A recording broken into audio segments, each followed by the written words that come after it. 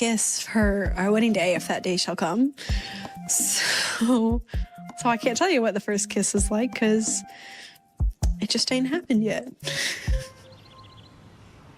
I kind of told myself, I'm like, It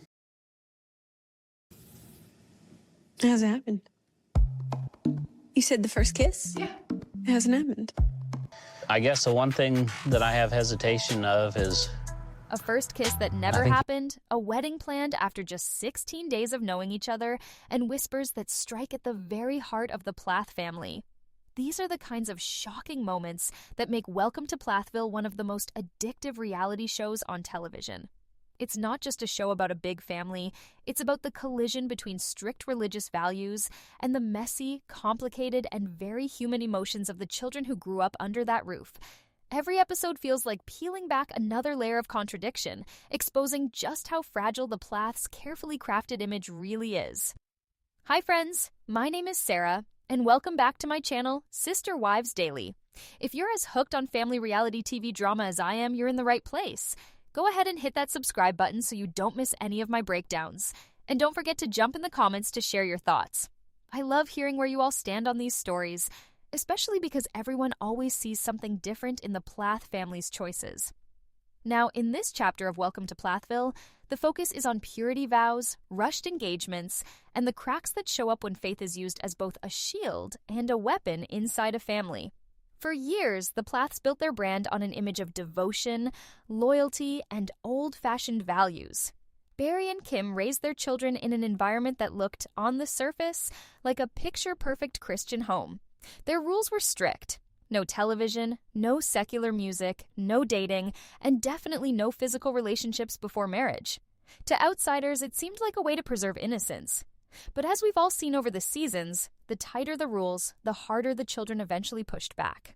The Plath kids were raised to believe that their worth was tied to how well they followed their parents' retation of faith.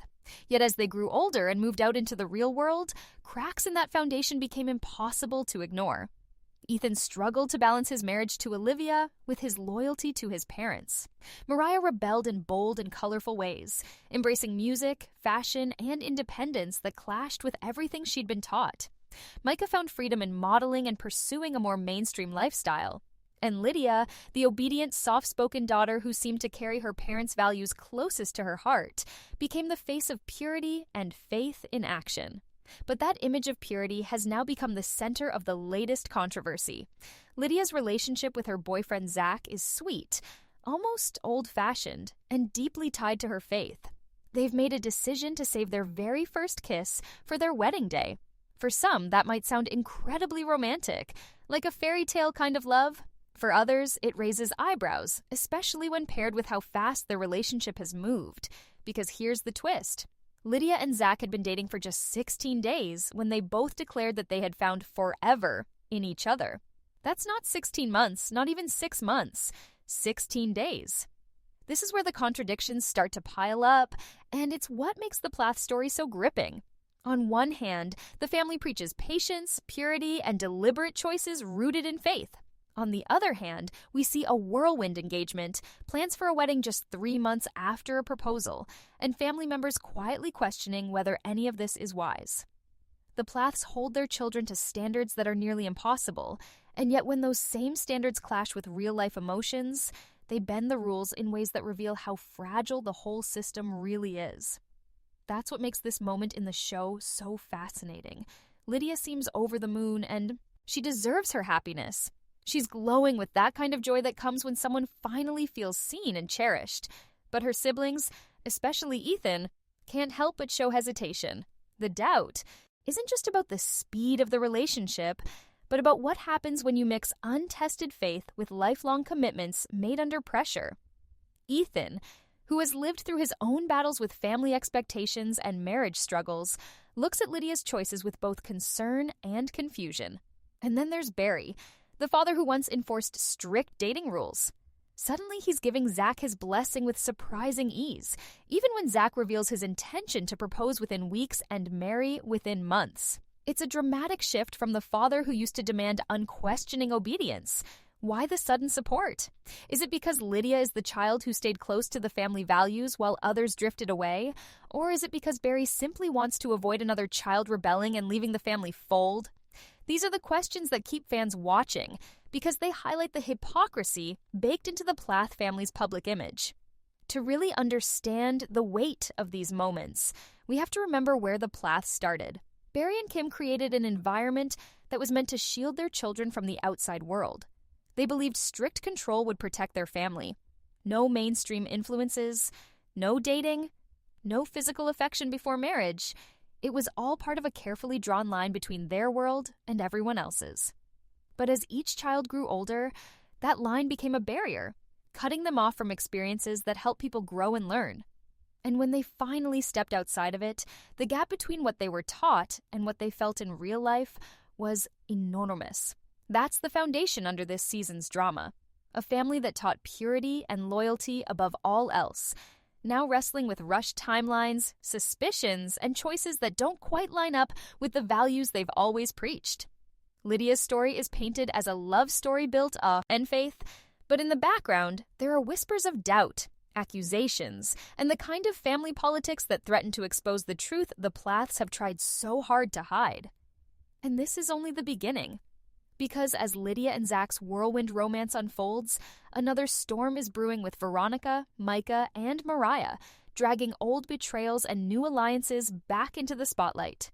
But before we get there, we have to sit with this contradiction. The family that built their name on purity, now rushing headlong into one of the most impulsive commitments of all, marriage. Lydia Plath has always been portrayed as the sweet, gentle daughter who carried her parents' values like a badge of honor. Where her siblings questioned and rebelled, Lydia Yeah, I've never met him, and and it feels embraced like the just rules last of month purity he her met family my held sister. so tightly. So when she revealed that she and her boyfriend Zach had decided to save their very first kiss until marriage, fans weren't surprised. In many ways, it felt like the ultimate reflection of how deeply Lydia wanted to honor her faith. But here's the twist. While their decision might sound pure and intentional, it also sparked confusion and even suspicion because the rest of their relationship has moved at lightning speed. When Lydia was asked on camera about her first kiss, she smiled and admitted, "It hasn't happened. Not once. Not even a kiss on the cheek." For her, and for Zach, the kiss represents something sacred, something they both want to give each other only after they've said, "I do." Lydia described it as something she'd always dreamed of doing, a way to keep their focus on really getting to know one another without distractions. To her, saving the kiss isn't a loss. It's a gift. And in her eyes, Zach's commitment to wait alongside her proves he's the right one. Tea isn't just about the speed of the relationship, but about what happens when you mix untested faith with lifelong commitments made under pressure. Ethan, who has lived through his own battles with family expectations and marriage struggles, looks at Lydia's choices with both concern and confusion. And then there's Barry, the father who once enforced strict dating rules. Suddenly, he's giving Zach his blessing with surprising ease, even when Zach reveals his intention to propose within weeks and marry within months. It's a dramatic shift from the father who used to demand unquestioning obedience. Why the sudden support? Is it because Lydia is the child who stayed close to the family values while others drifted away?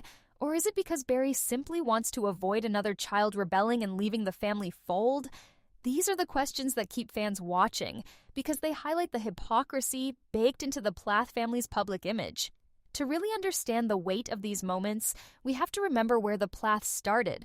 Barry and Kim created an environment that was meant to shield their children from the outside world. They believed strict control would protect their family. No mainstream influences, no dating, no physical affection before marriage. It was all part of a carefully drawn line between their world and everyone else's. But as each child grew older, that line became a barrier, cutting them off from experiences that help people grow and learn. And when they finally stepped outside of it, the gap between what they were taught and what they felt in real life was enormous. That's the foundation under this season's drama. A family that taught purity and loyalty above all else, now wrestling with rushed timelines, suspicions, and choices that don't quite line up with the values they've always preached. Lydia's story is painted as a love story built on faith, but in the background, there are whispers of doubt, accusations, and the kind of family politics that threaten to expose the truth the Plaths have tried so hard to hide. And this is only the beginning, because as Lydia and Zach's whirlwind romance unfolds, another storm is brewing with Veronica, Micah, and Mariah, dragging old betrayals and new alliances back into the spotlight. But before we get there, we have to sit with this contradiction. The family that built their name on purity now rushing headlong into one of the most impulsive commitments of all, marriage. Lydia Plath has always been portrayed as the sweet, gentle daughter who carried her parents' values like a badge of honor. Where her siblings questioned and rebelled, Lydia prayed, obeyed, and embraced the rules of purity her family held so tightly. So when she revealed that she and her boyfriend Zach had decided to save their very first kiss until marriage, fans weren't surprised. In many ways, it felt like the ultimate reflection of how deeply Lydia wanted to honor her faith. But here's the twist. While their decision might sound pure and intentional, it also sparked confusion and even suspicion, because the rest of their relationship has moved at lightning speed. When Lydia was asked on camera about her first kiss, she smiled and admitted, "It hasn't happened. Not once. Not even a kiss on the cheek." For her and for Zach, the kiss represents something sacred, something they both want to give each other only after they've said, "I do." Lydia described it as something she'd always dreamed of doing, a way to keep their focus on really getting to know one another without distractions. To her, saving the kiss isn't a loss. It's a gift. And, in her eyes, Zach's commitment to wait alongside her proves he's the right one. From the outside, though, that choice raised eyebrows. The Plath children were taught that physical affection should be reserved for marriage, but we've seen how inconsistent that standard can be. Kim and Barry were fiercely protective over what their kids could and couldn't do while growing up. Yet now, the same parents who drew hard lines seem surprisingly relaxed about Lydia jumping headfirst into an engagement. And that's where the contradictions start to show. Because even though Lydia and Zach haven't kissed, they had already decided within just 16 days of dating that they were each other's forever. 16 days. Think about that for a moment. Just over 2 weeks after meeting, they were already talking about marriage and a lifetime together. For most people, that's barely enough time to know someone's favorite food, let alone whether they'll be a compatible partner for decades.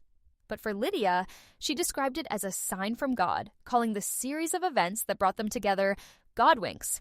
She saw divine confirmation in every little coincidence, believing their relationship was orchestrated by the Lord. It's easy to understand why Lydia feels so secure in that belief. She's built her whole life around trusting that God will guide her steps. But for viewers, and even some of her siblings, it's hard not to see the risks.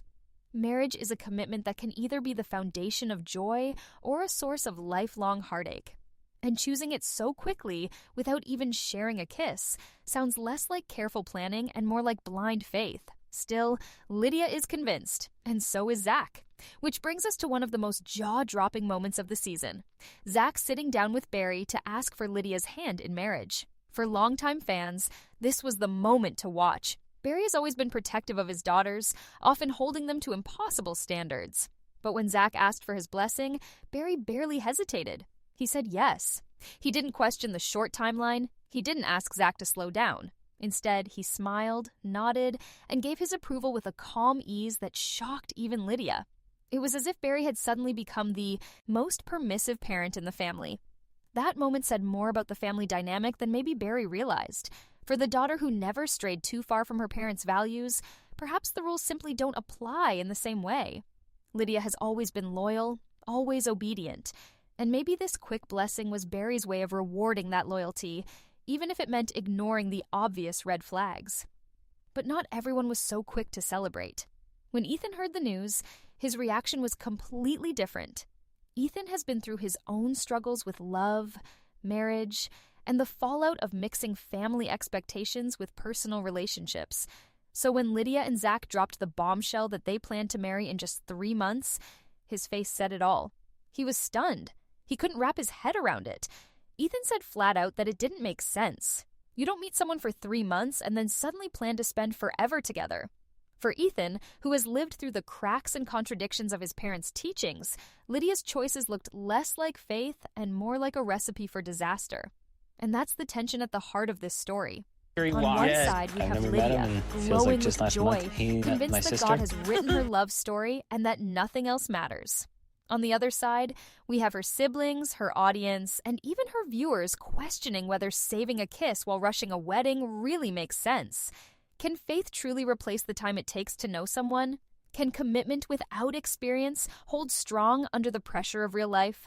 This is where Welcome to Plathville thrives, at the messy intersection of ideals and reality. The purity vow is supposed to represent patience, but in practice, the relationship is moving faster than anyone could have imagined. Barry is supposed to be cautious and protective, yet he gives his blessing with most no resistance. And Ethan, who knows all too well how painful marriage can become when rushed and complicated by family pressure, is left looking like the only voice of reason in the room. Lydia, meanwhile, is happier than we've ever seen her. And that's what makes this so hard to watch. Because even as fans cheer for her joy, there's a lingering fear in the background. What if this isn't the fairy tale she believes it is? What if saving the kiss while rushing the vows creates a marriage built on faith, but missing the foundation of experience? Those questions are left hanging in the air, heavy and unresolved, as the Plath family smiles through the tension. This chapter of Lydia's story is more than just a love story. It's a mirror held up to the family's contradictions. A family that preaches patience, yet cheers on a whirlwind engagement. A father who once controlled every choice, now stepping back without question. A brother who's lived through the fallout, begging someone else not to repeat his mistakes. And a young woman who believes she's finally living her dream, even as the world around her wonders if she's stepping into a nightmare. As the dust settled around Lydia's engagement news, the cracks in the Plath family's carefully polished image began to show. And this time, it wasn't outsiders pointing fingers. It was Ethan, the oldest son, who had lived through the family's rules, rebellions, and scars, quietly voicing what so many were already thinking. Was Zach really the right person? And was this happening way too fast? Ethan didn't outright attack Lydia's choice, but his hesitation spoke volumes. When he said he wasn't sure about Zach, it was like a ripple through the family's atmosphere. Coming from Ethan, who himself had been tangled in years of tension with Kim, Barry, and even his wife Olivia, it carried weight. If the most cautious and burned-out sibling in the family was raising an eyebrow, maybe others should have been listening too. And here's where the hypocrisy comes in. For years, Barry and Kim had drilled their kids on purity, obedience, and prayer. No kissing before marriage, no worldly dating. Everything had to be filtered through faith and family approval. They told their kids that rushing into relationships was dangerous, that anything outside their strict rules was immoral. But suddenly, when Lydia beams about her fiancé after only a few weeks of dating, Barry practically opens the door with a smile and gives Zach the green light. It's the contradiction that's impossible to ignore. How can you preach caution and then cheer on a proposal that looks, to the outside world, reckless and premature? This wasn't a slow courtship carefully guided by family values. It was a sprint. And that sprint forced everyone watching, even the Plath siblings, to question what those rules really meant. Were they about protecting purity, or were they about control? And when the rules benefited the family's image, were they just tossed aside? Ethan's quiet skepticism becomes even more striking when you remember his own journey. He married Olivia young, but not blindly. Their relationship faced immense pressure from Barry and Kim's constant interference, their expectations, and the impossible balancing act of being both independent and loyal. Ethan knew firsthand how quick decisions in love could spiral into years of pain and resentment. So when he looked at Lydia and Zach, it wasn't just about questioning Zach's character, it was about recognizing patterns he wished he had been able to avoid. But while Ethan hesitated, Lydia's joy seemed untouchable. Her smile radiated in every confessional, her words bursting with innocence and faith. To her, Zach was the answer to years of lonely nights, whispered prayers, and dreams of a family of her own. She wasn't weighing pros and cons. She was holding on to hope. And that's where the emotional tension explodes. Because Lydia's happiness isn't fake. It's genuine. But can genuine happiness survive the weight of rushed decisions and a family history full of contradictions? The other siblings felt it too, though not always out loud. Micah, ever the free spirit, seemed wary of questioning too directly, but his silences spoke volumes.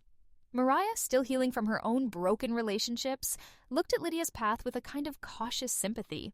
She knew what it felt like to believe love could conquer everything, only to learn the hard way that love needs more than faith. Behind Lydia's joy, her siblings' eyes reflected concern. They didn't want to crush her spirit, but they couldn't ignore the fear creeping in. And this is where we see the pattern of extremes within the Plath family. Strict rules don't create balance. They create rebellion or blind leaps.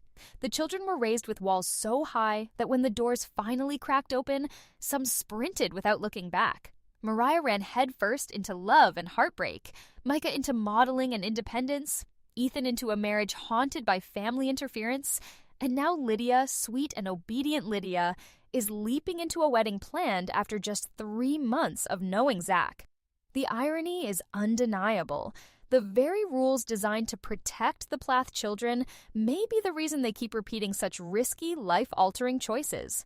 Instead of building wisdom, those rules built walls. And walls don't stop hearts from racing. They only make the escape faster when the gates finally swing open. But perhaps the most haunting part is the silence around it. Barry beams with approval, Kim offers cautious support, and Lydia skips toward the future with a glow of pure faith. Meanwhile, Ethan's unease, Mariah's hesitation, and Micah's silence float like ghosts in the background. This is the part of the story that's hard to watch, because it feels like a repeat of history, only with a different sibling in the spotlight. And just as these cracks in the facade become too visible to ignore, another voice is on the horizon. It's not from Lydia or Zach, not even from Ethan. It's Veronica, the friend, the outsider, and the truth teller who dared to speak against the Plaths before. And once Veronica steps in, the fragile balance inside this family will shatter in ways Lydia never saw coming. If the cracks in the Plath family's rules showed in Lydia's whirlwind engagement, they split wide open when Veronica re-entered the picture. To outsiders, Veronica might have seemed like just a family friend, a girl from church, a confidant to Mariah, but inside the Plath orbit, her presence was explosive. Because Veronica wasn't afraid to speak, and speaking in the Plath household often meant war. It all started with Mariah's relationship drama. We all remember how she fell hard, the kind of reckless love that burned fast and left scars. She was vulnerable, hurt, and looking for someone to trust. Veronica, stepping into that role, became the one person Mariah leaned on. But Veronica didn't just listen, she exposed. She shared truths, aired out the mess, and revealed details that Mariah might have preferred to keep quiet. To some, Veronica was brave, calling out toxic patterns before they grew worse. To others, like just last especially month, Mariah, my sister. it felt like betrayal. Micah, of course, found himself stuck in the middle. His bond with Mariah had always been protective, almost sibling and best friend rolled into one. But he also saw Veronica's side. He knew Veronica believed she was helping, that her words were born from concern, not malice. Still, watching his sister unravel while Veronica aired her pain was like watching a tug of war he couldn't stop. Barry didn't help matters. Instead of stepping in as the calming father figure, he tilted the scales. His quiet support for Veronica clashed directly with Mariah's desperation to protect her independence. Barry had always seen Mariah's rebellious streak, dangerous. So when Veronica exposed details about Mariah's troubled romance, Barry's approval was almost smug, as if to say, "See, I told you so." That only deepened the wedge between Mariah and her one-time best friend. Mariah's confessionals during this time were some of the rawest we've ever seen from her. She admitted her mistakes, laid bare the consequences, and confessed that her road to independence had been riddled with heartbreak. There was no pretending here. Mariah owned her pain. She spoke of learning to stand on her own, to find strength without leaning on someone else. But the catch was clear. Her healing came at the cost of burning bridges, and one of those bridges was Veronica. For Veronica, this wasn't just about gossip or drama. It was about loyalty. She had stepped into Mariah's chaos believing she was protecting her. When the family turned on her, painting her as dramatic or even dishonest, the sting ran deep. Veronica wasn't just losing a friend. She was being recast as the villain in a story where she thought she'd been the hero. To be branded a liar by the very people she thought she was helping cut deeper than she could have imagined.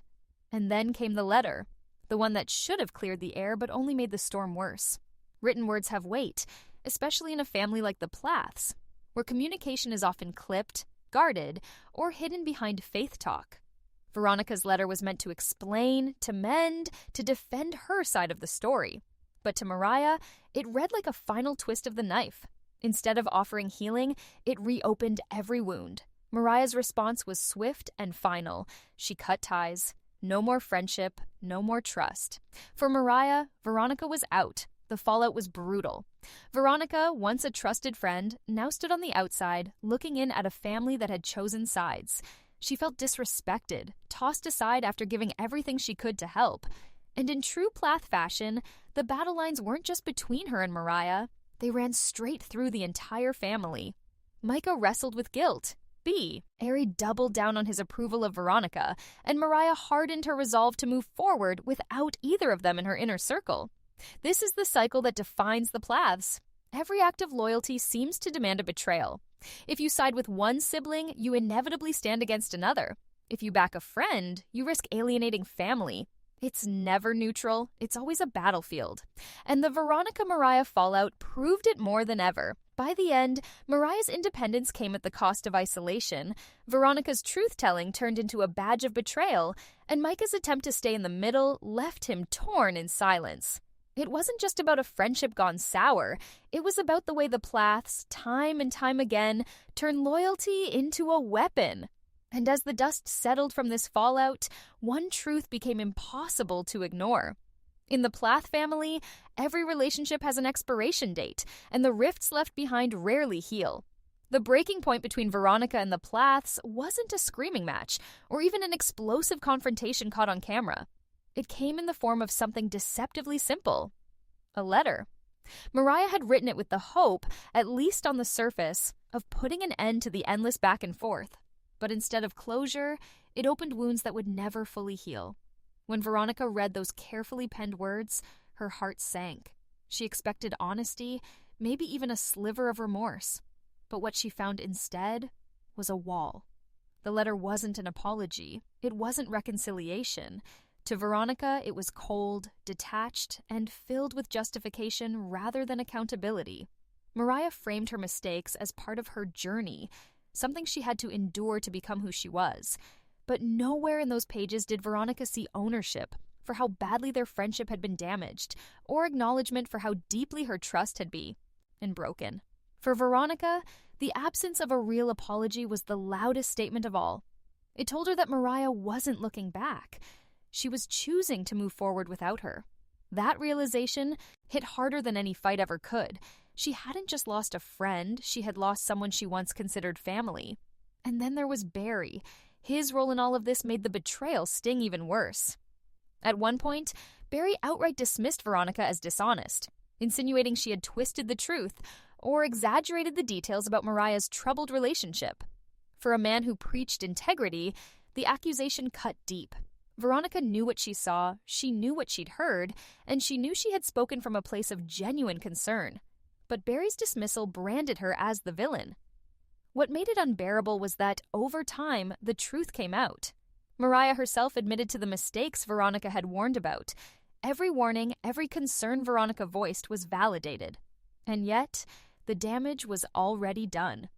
Barry's words lingered, leaving Veronica permanently stamped as untrustworthy in the family's narrative.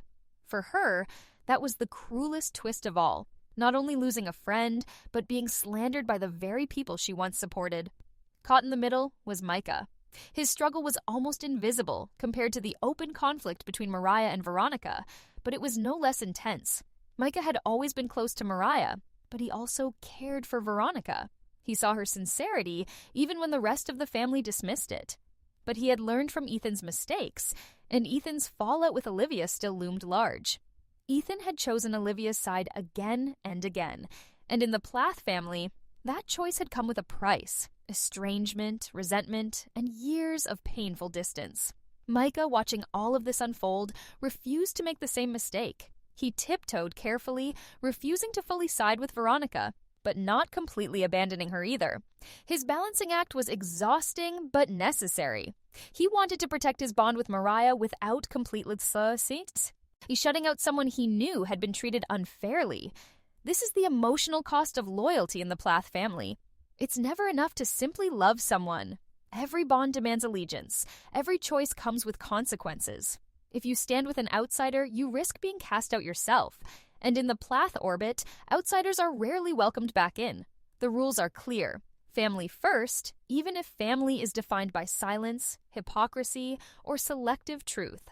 For Veronica, that cost became unbearable. She had tried to play by the rules, to defend herself with grace, to explain her side through that fateful letter. And yet, it wasn't enough. She was branded disloyal, dishonest, and dismissed. She realized that in the Plath universe, she would never win.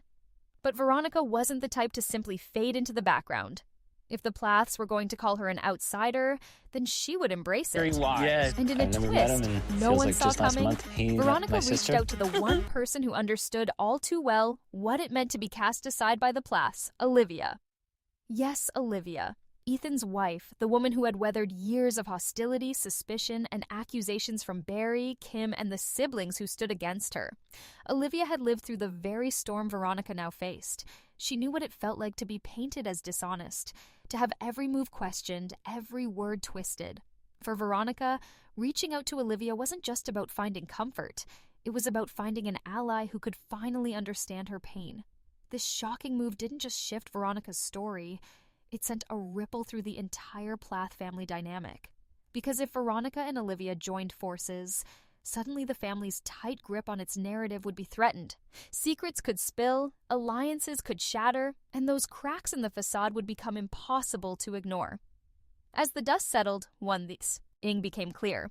The Plath family thrives on control, but every outsider they push away finds a voice louder than they ever expected. And now, with Veronica aligning herself with Olivia, the next chapter of the Plath saga promised to be more explosive than ever. When Veronica finally reached her breaking point with Mariah and the Plath family, the choice of where to turn next wasn't random. She could have walked away in silence. She could have buried the pain and tried to move on. But instead, she made the boldest move possible. She reached out to Olivia, Ethan's estranged wife, a woman whose history with the Plaths had been nothing short of a battlefield. On the surface, Veronica knew exactly what this would do. The Plath family had spent years painting Olivia as the ultimate outsider. Manipulative, divisive, and destructive to the tight-knit unit Kim and Barry tried to protect. Veronica, by extending her hand to Olivia, knew she was aligning herself with the very person the Plaths had fought hardest to discredit. But maybe that was the point, because if there was anyone in the world who could understand the wounds Veronica carried, it was Olivia. Olivia's history with the Plaths had been a long, painful unraveling. From the very beginning, she clashed with Kim's iron-fisted control and Barry's passive-aggressive authority. The family didn't just reject her opinions, they rejected her presence. She was blamed for Ethan's independence, accused of pulling him away from his roots, and treated as though her very existence threatened the foundation of the Plath household. And Ethan, torn between the love of his life and his family's approval, became trapped in a cycle of impossible choices. No matter what he did, someone was hurt. His loyalties were a tug-of-war rope, fraying more with every season until the inevitable happened. His marriage with Olivia collapsed under the pressure. That history wasn't just drama on a reality show. For Olivia, it left scars, real scars. She endured years of being painted as the problem, years of walking into rooms where he was never truly welcome, years of watching her husband shrink under the weight of choosing between her and them. She carried that pain into her own life well after the cameras stopped rolling. Veronica saw that pain and recognized it as her own. The betrayal she felt from Mariah, the dismissal from Barry, the whispers of dishonesty that never seemed to fade. It mirrored Olivia's story in a way that no one else could understand. Both women had been welcomed into the Plath orbit with smiles and promises, only to be pushed out when they didn't fit the mold. Both had been silenced, criticized, and left carrying the stigma of being outsiders. And that's what made Veronica's decision so powerful. She wasn't just reaching out for comfort. She was choosing to stand beside someone who had already walked the very road she now found herself on. Olivia knew the terrain, the loneliness, the gaslighting, the crushing realization that love in the Plath family often came with conditions. Together, their stories reflected something bigger than just friendship drama.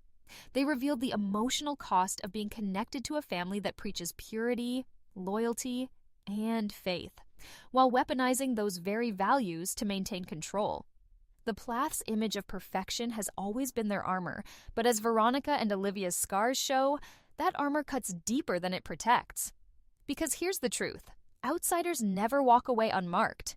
Olivia has carried the burden of being Ethan's wife who never measured up.